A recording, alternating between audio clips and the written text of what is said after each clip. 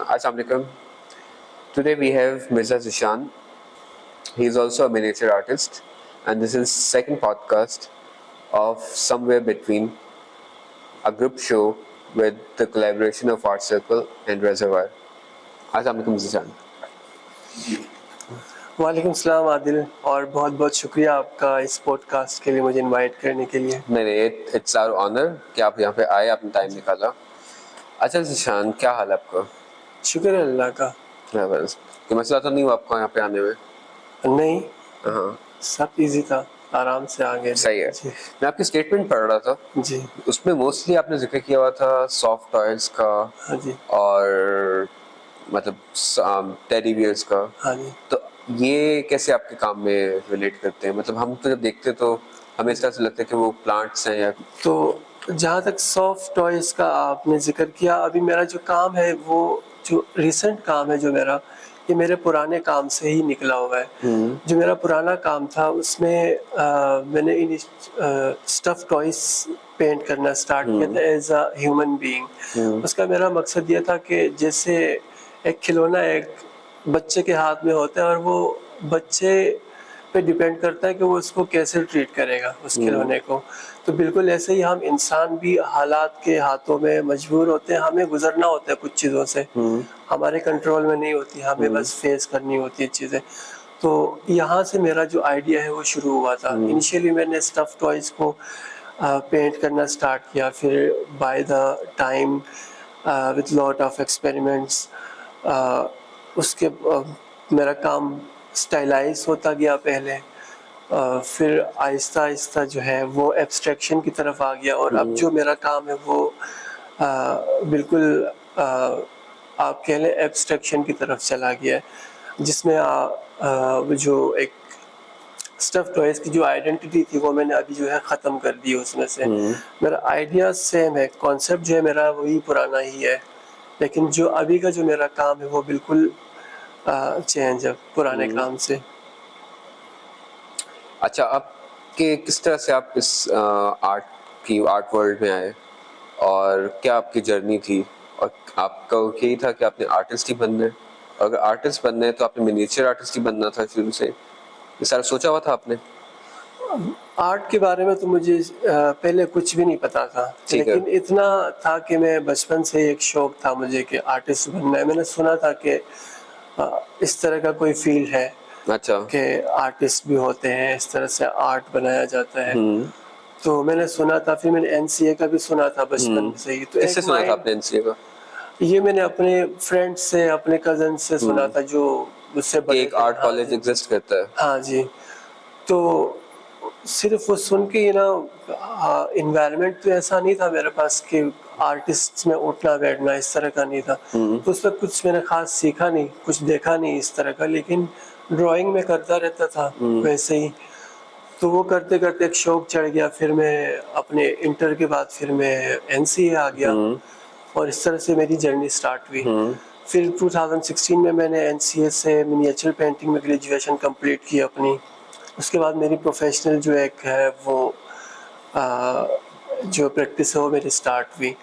वहीं से मेरा जो अभी जो मेरा काम चल रहा है वो उसी वक्त से 2016 से ही सेम कॉन्सेप्ट पे मेरा काम चल रहा है, जो बाय द टाइम बहुत सारे एक्सपेरिमेंट्स के बाद जो है वो इवॉल्व होते होते अब यहाँ तक पहुँचा है। जब आप प्लेन कैनवस के आगे खड़े होते हैं तो आपके माइंड में एक इमेजरी होती है कि आप ये बनाने वाले हैं या ये बनने वाला है, या you go with the flow?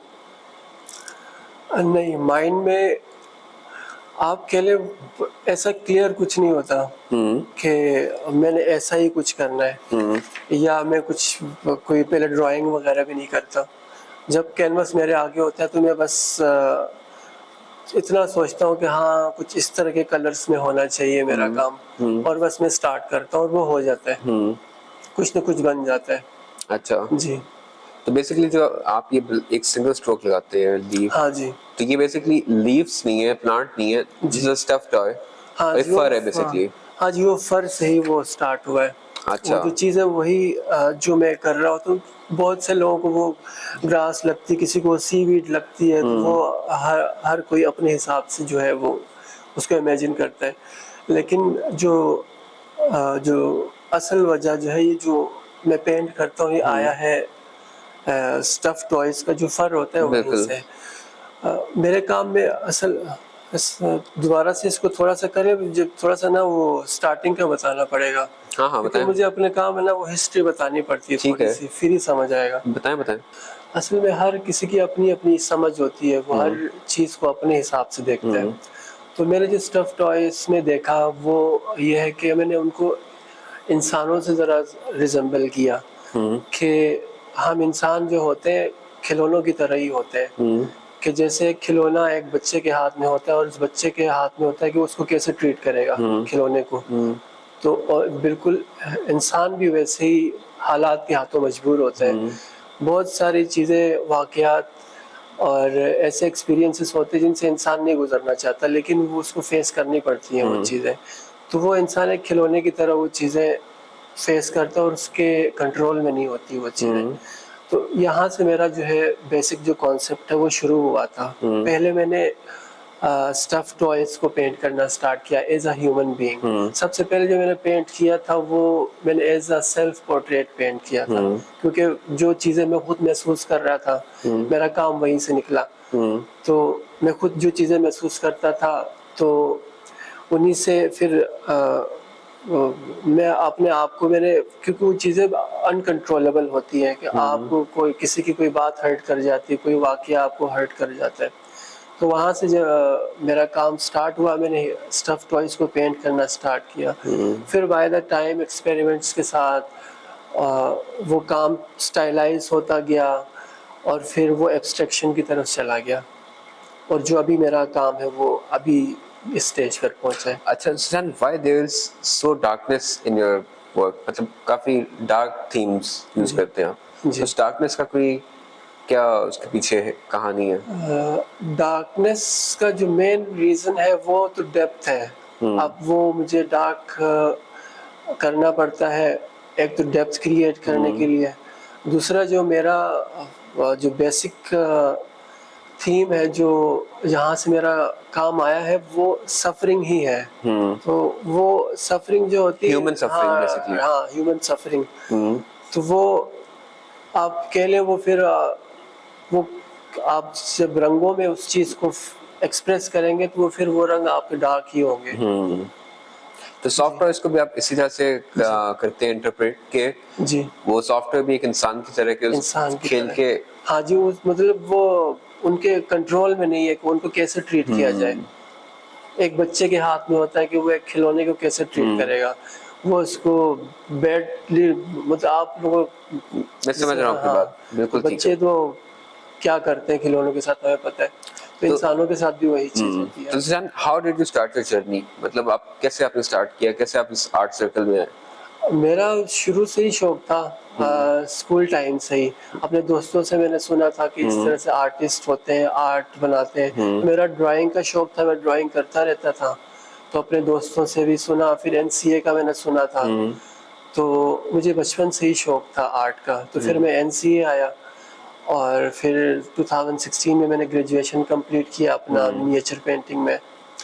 तो यहाँ से मेरी फिर जर्नी स्टार्ट हुई आर्ट के अंदर।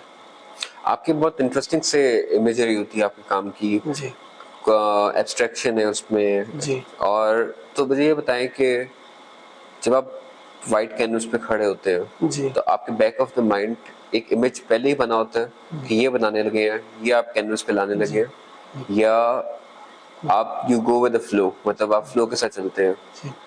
मेरे माइंड में ऐसे क्लियर कुछ नहीं होता कि हम्म, मैं ऐसा कुछ करने वाला हूँ। और ना मैं कोई स्केचेस बनाता हूँ कि स्केचेस, कुछ नहीं, कुछ हम्म, प्लान नहीं करता। मेरे सामने जब कैनवस होता है तो मैं जस्ट ये डिसाइड करता हूँ कि कलर्स क्या होंगे। एक दफ़ा हम्म, सोचता हूँ कि हाँ, इस तरह के कलर्स में मेरा काम होना चाहिए, हम्म। और मैं बस जस्ट स्टार्ट करता हूँ और वो खुद ही काम बन जाता है, वो बिल्ड होता जाता है ग्रेजुअली। तो आप जो शो का ट्यूटोरियल नोट है जी। उसको अपने काम से किस तरह से रिलेट रिलेट कर रहे हैं? अ, जो हमारा शो है समवेयर बिटवीन, इससे जो मुझे, जो जब मैंने पहली दफ़ा सुना था ये टाइटल, तो इससे मुझे फील हुआ जैसे एक स्टेट ऑफ कंफ्यूजन की बात हो रही है कि कोई ज़ात है जो अपने आप को लेकर इतना कंफ्यूज है कि वो अपने कोई है जो अपने आप को खोज रहा है। हाँ। और उसे समझ नहीं आ रहा कि वो किस कैफियत में है। वो किस कैफियत में है, क्या उसकी लाइफ में चल रहा है, क्या उसके साथ हो चुका है, क्या होने वाला है, वो सारी चीज़ें उसके अंदर चल रही हैं और वो उसे समझ नहीं आ रहा कि क्या करना है और क्या कुछ हो चुका है। बिल्कुल। और आपका भी उसी तरह का काम था कि इंसान का पता नहीं होता जी कि किस तरह से उसे ट्रीट कर रहे हैं बाय का एनवायरनमेंट। यही एक कैफियत, मेरा काम जो है यही कैफियत जाहिर करता है, क्योंकि जब हम बहुत ज़्यादा चीज़ें झेलते हैं लाइफ में तो एक स्टेट आ जाता है कि आपको पता नहीं आता है चलता कि इंसान को इतना कुछ झेल चुका होता है कि उसे खुद नहीं पता होता कि वो किधर है, वो किधर फॉल कर रहा है। एक चीज अभी खत्म नहीं हुई दूसरी स्टार्ट हो जाती है, खत्म नहीं हुई दूसरी स्टार्ट हो जाती है, वो होते होते होते एक बैगेज बन जाता है और एक ऐसा टाइम आता है कि वो चीजें असर भी करना छोड़ देती है, इंसान आदी हो जाता है, उसकी एक पर्सनैलिटी बिल्ड हो जाती है यहाँ से। बिल्कुल ऐसे ही है। और ये बस यही है जी। मुझे बताएं, आपका ये जो काम है आपका सर आपने बनाया है शो के लिए जी, ये आपका मेन इवेंट है जो आपने 10 by 12 फीट का कैनवस बनाया। जी। तो आपने किस तरह से इस स्केल पे, इतने बड़े स्केल पे काम किया? वैसे तो मेरा शौक है कि मैं बड़े साइज पे ही, बड़े स्केल पे ही मैं काम करूं। मुझे अच्छा लगता है बड़े स्केल पे। यूजुअली आपने हमने इतने बड़े स्केल पे नहीं देखा ना काम। हाँ जी, ये फर्स्ट टाइम मेरा इतने बड़े स्केल पे है, लेकिन इससे पहले भी मैंने बड़े स्केल पे काम किया, लेकिन ये उनसे भी बड़ा है। 10 फीट पे मैंने काम किया है पहले भी, लेकिन वो 4x10 था। 4x8 फीट, 6x7 फीट पे मैंने काम किया है काफी दफा। अच्छा। हाँ जी, लेकिन ये 8x10 फीट ये वाला काम जो मैंने पहली दफा इतने बड़े स्केल पे किया और मैंने काफी एंजॉय किया इस काम को, और मैं इससे ही बड़े साइज में जाना चाह रहा हूँ। इससे भी बड़े साइज? हाँ जी।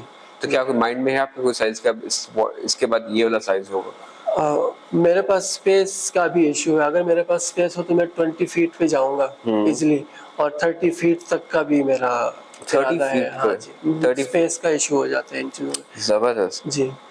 तो इसमें जो आपके ये बनाया आपने 12 by 10 फीट का काम, तो क्या चैलेंजेस आपको फेस हुए बनाने में? किस तरह से? क्योंकि ये उसका हाथ भी नहीं जाता ऊपर चढ़ के आप। हाँ जी, बहुत सारे चैलेंजेस के इसमें ट्रांसपोर्ट का बड़ा इशू होता है। हाँ। आपको सारी चीजें एक रूम के अंदर खुद ही बिल्ड करनी पड़ती है, स्ट्रेचर से लेके कैनवस से लेके सब कुछ प्रिपेयर करने तक। बिल्कुल। और फिर काम करने एक कमरे के अंदर आपको ये सारी चीजें खुद ही करनी होती है। फिर उसको टाइम टेकिंग काम इतना टाइम लेता है कि बहुत छोटी छोटी बारीकियां होती है, छोटी छोटी चीजें होती हैं। आप छोटे छोटे स्ट्रोक्स लगा रहे हो एक बड़े से कैनवस पे और आप फ्रस्ट्रेट होते हो कि यार ये खत्म होगा कि भी नहीं। कि आप पूरा दिन लगा के सिर्फ 1 स्क्वायर फीट पे आपका काम हो रहा है, पूरा दिन लगा के आप ऐसे स्ट्रोक्स लगा रहे हो और सिर्फ 1 स्क्वायर फीट आपका कवर हुआ है, और फिर आप at the end of the day आप सोचते हो कि ये कब कंप्लीट होगा। तो आपके बीच में ऐसी स्टेज आई कि आपने आपने सोचा हो कि यार छोड़ो यार इतना बड़ा क्या बनाना है, ये खत्म करते हैं इसको? एक आध दिन ऐसा आता है कि इंसान बोलता है कि मैंने रेस्ट तंग आ जाता है। हाँ, बहुत हो गया, आज मैंने रेस्ट करना है। अच्छा, लेकिन आपने ये नहीं सोचा कि यार छोड़ ही देते हैं ऑल टुगेदर, ये मुझसे नहीं होगा? नहीं, ऐसा मैं नहीं करता। ऐसा नहीं, मतलब आप कंसिस्टेंट और मोटिवेटेड रहे। क्योंकि बॉडी है, आपकी बॉडी रेस्ट मांगती है। आपकी जो फिजिक है, पैरों में दर्द हो जाता है खड़े रह के, एक जगह पे आप स्ट्रोक्स लगा रहे खड़े रह के। जब बड़ा स्केल होता है तो आपको खड़े रह के काम करना होता है, और स्पेशली मिनिएचर है जब दर्द होना शुरू हो जाता है जब आप काफी देर तक खड़े रहते हैं। बिल्कुल। तो फिर आप रेस्ट करते हैं। फिर तो इसको कितना टाइम लगा है कंप्लीट होने में? कब शुरू किया था आपने ये? इसको 2 मंथ्स लगे। इसको मैंने जून में स्टार्ट किया था और जुलाई के एंड में मैंने खत्म किया इसको। जुलाई के एंड पे? अच्छा, जबरदस्त जी। तो जून के स्टार्ट में मैंने, बल्कि जून से पहले ही मैंने इसका कैनवस प्रिपेयर करना स्टार्ट किया था। काम जो है वो जून में मैंने स्टार्ट किया इसके ऊपर। जी, जबरदस्त। चलें ज़ीशान जी, थैंक यू सो मच आपके आने का। आपके बहुत बहुत शुक्रिया मुझे इनवाइट करने के लिए। बहुत अच्छा लगा आपसे बात करके। Thank you so much and best of luck for the future. Thank you and so for much. that 30 feet canvas. Thank you so much. Thank you. चलिए, welcome.